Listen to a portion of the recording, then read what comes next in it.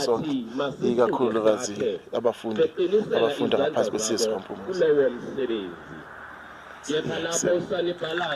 Mntwana omkhulu, namhlanje kusuku olukhulu la kukhulekelwa khona ingane zikaMatikuletsheni njengenkosi yesizwe samaMpumuza. Angathini amazwi akho kulo mcimbi ecishe kunyaka owesithathu lokho waqalwa? Kahle Mphephetha, kuwona wesithathu unyaka, usuneminyaka nje eminingi. Umcimbi ke lo wenziwa inkosi engizalayo nobaba uSibiya from Sibiya Funerals. Cishe konke nje ukukhona kusuka kwivini kuya kwi-transport kuya kubasakazi entertainment kuze kufike catering kwenziwe uye nje ubaba uSibiya. So umuntu ubongela kakhulu abafundi ukuthola ithuba nalombono ukuthi bakhulekelwe, ngoba ziningi ithiyo, ziningi amadimoni afikayo ngalesi sikhathi sokhetho aqhamuka emoyeni naqhamuka kubantu. Kuyabonakala ukuthi cha lolu hlelo enoliqalile mntwana omkhulu kuuhlelo oluhle kakhulu elingavamile kakhulukazi la eMaritzburg kwisizwe nje saseMaritzburg esonkana.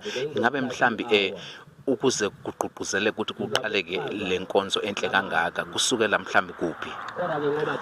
Kusukela ekuboneni ukuthi abanye abafundi ngeke baze bakhuthale kakhulu ekwenzeni izinto uma thina njengabaholi singabonakali siphambili. Kodwa namhlanje njengoba sabaholi sinabo efaka i-uniform, bayazibona nabo beyingxenye yethu ukuze nabo bakhuthale, bazibone ukuthi mangifunda angifundeli mina ngedwa, ngifundela isizwe sonke. So umuntu uyaxusa-ke futhi nakwezinye nje izizwe zomakhelwane ukuthi sikukhuthaze lokhu, ngoba uma ke kwathuthuka imfundo esizweni kuyophela ubugebengu kuphele nobubi. Sesikudedela mntwana omkhulu, kubukeka ingathi lolu hlelo neliqalile kuyihlelo elothatha isikhathi eside ukuthi liqhubekele kaMpumuza, ngoba liyahlanganisa umphakathi wakho nesizwe sonke sonkana.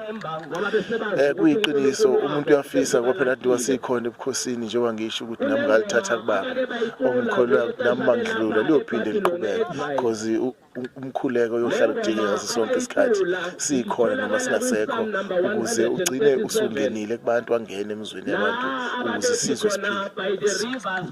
Okugcina njena-ke kuSibiya ubaba uSotobe okuyena oxhasela umcimbi omuhle kangaka, ungathini nje amazwi ongabadlulisa?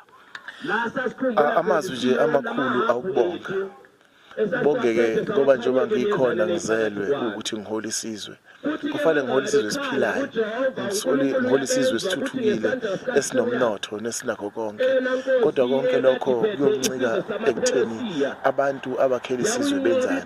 So okwenziwa-ke ubaba uSibiya kukhulu kakhulu futhi kukhulu kakhulu esizweni. Umuntu unenkolelo yokuthi-ke uNkulunkulu namakhosi iwona ongibonga kakhulu ukunami ophila emhlabeni. So siyabonga nje kakhulu uSibiya Funeral Services. Mntwana omkhulu, siyabonga kakhulu. Siyabonga kakhulu Mphephetha.